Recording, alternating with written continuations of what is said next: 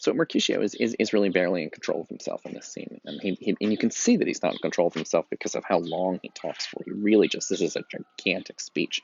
Um, it's not important to get every line of it, but to understand that he really loses it. He just keeps going and going and going. Her chariot is an empty hazelnut made by the joiner squirrel, or old grub time out of mine the fairies' coachmakers. And in this state she gallops night by night through lovers' brains, and then they dream of love. On courtiers' knees that dream of curtsies straight, on lawyers' fingers who straight dream of fees. So the point is that the people's dreams are often wish fulfillment, right? If you want, so Romeo loves Rosalind, and so he dreams of Rosalind in his dreams. And Mercutio connects this to other people who dream of what they want. Lawyers dream of fees, they dream of money, and he lists off all the different people and the things that the dreams give them. Um, on lawyers' fingers, who straight on dream on fees, or ladies' lips, who straight on kisses dream, which oft the angry mad with blisters plagues, because of the breaths of sweetmeats tainted are. If kisses being plague ridden is really about sexually transmitted diseases. Sometimes she, that's Queen Mab, Queen of the Fairies, gallops over a courtier's nose, and then he dreams of smelling out a suit. That's someone who works in the castle. And sometimes she comes with a tithe pig's tail tickling a parson's nose as he lies asleep. Then he dreams of another benefice. So priests dream of eating pigs, and she brings them little dreams of pork.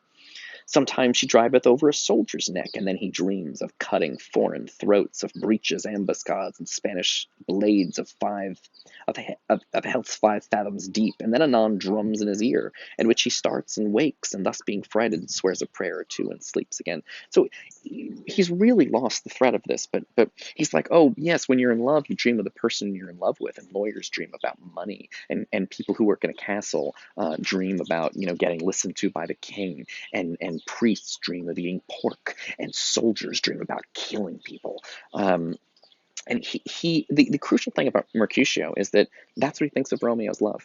It's just wish fulfillment. They're not dreaming of wonderful things. These people are dreaming of selfish things. The lawyer wants money. Um, and the priest wants to eat a pig. He wants like more, free food from the people who come to his church. And so they're really they're selfish. And this is what Mercutio thinks about Romeo. He thinks this is not some magical special love. You just want shit. Everybody wants shit. Soldiers want to kill people, and lawyers want money, and you want Rosalind. Mercutio doesn't think Romeo's love for Rosalind is anything particularly special. And this is going to come up again and again in the play. So let's kind of just wrap this up real quick. We don't need to understand every word of this. This is the very Mab, again, that's the Queen of the Fairies, that plaits the manes of horses in the night and bakes the elf locks in foul sluttish hairs. They believe fairies would mess up your hair, and when you wake up with tangles in your hair, it's because fairies put it there. Which once untangled much misfortune bodes. This is the hag, when maids lie on their backs, presses them and learns them first to bear, meaning teaches women about sex, making them women of good carriage. I mean, a carriage carries things. Women get pregnant, they carry the child. This is she. You see, he was really lost it. They were talking about dreams, and he was like, "Oh, you dreamed of Queen Mab. If you got he says to Romeo, listen, if you got a dream like this, maybe it's from a magical fairy creature, and they give people all kinds of dreams, and selfish people, all these people dream about whatever they want, and your love is basically just like some lawyer, whatever." Right, so this whole section is just like, look, if you had a dream that's important, fairies sent it to you, magical creatures. They're these little tiny guys the size of wings, and he describes their carriages and hazelnut and these little things. And then they send people dreams, and people dream of whatever they want. They just get their wishes fulfilled in dreams. And then he starts forgetting, and he talks about other things fairies do, that they mess up your hair when you're asleep, and they tangle your hair up, and women dream about sex, and he just can't stop. And so Romeo cuts him off and says, peace, peace, Mercutio, peace, thou talkst of nothing. Like, dude, you're going crazy here. You're talking and talking and talking, and none of this makes any sense, or none of it's real. And he says, thou talkst of nothing. And Mercutio says, true, I talk of dreams, which are the children of an idle brain, begot of nothing but vain fantasy, which is as thin of substance as the air, and more inconstant than the wind.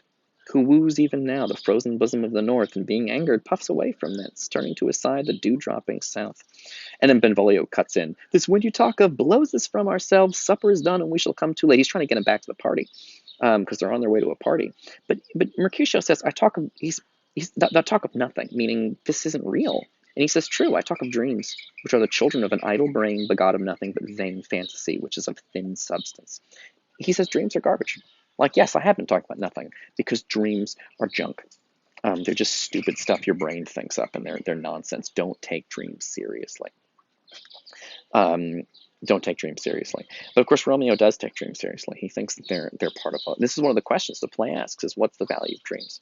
But one of the key you can see in this scene, Romeo was excited to tell Mercutio about a dream he had about the girl he's in love with, and Mercutio goes on this massive rant to be like, dude, dreams are garbage, because when the magical fairy creatures send you dreams, they send it to trick you, they send it to fuck you up, and he thinks they're all junk. And he gets Romeo to agree with him for a hot second, because Romeo's like, peace, Mercutio, peace, that talks to nothing. And he says, true, dreams are nothing. They're children of an idle brain, vain fantasies. They're stupid illusions. Don't take them seriously. And this is the conflict in the play between these two characters. They represent two opposing ideas that are still with us today.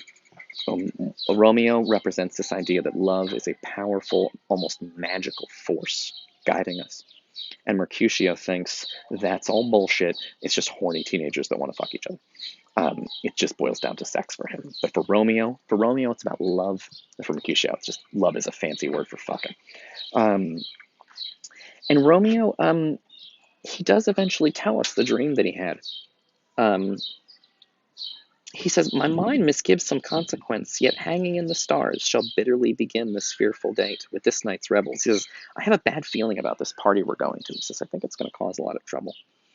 And he has a bad feeling about it. But he that hath the steerage of my course direct my sail, meaning I hope sort of God will protect me. But we know this party is going to be life-changing for Romeo. It's going to change everything for him when he meets Juliet. Okay, so pretty good. I think we're done with that scene. Yeah. Okay, Romeo and Juliet. It's a secretly really good play. People don't take it seriously enough, but they really should, because it's kind of fantastic. All right, I think I'm going to stop this video. It's a little short, but whatever.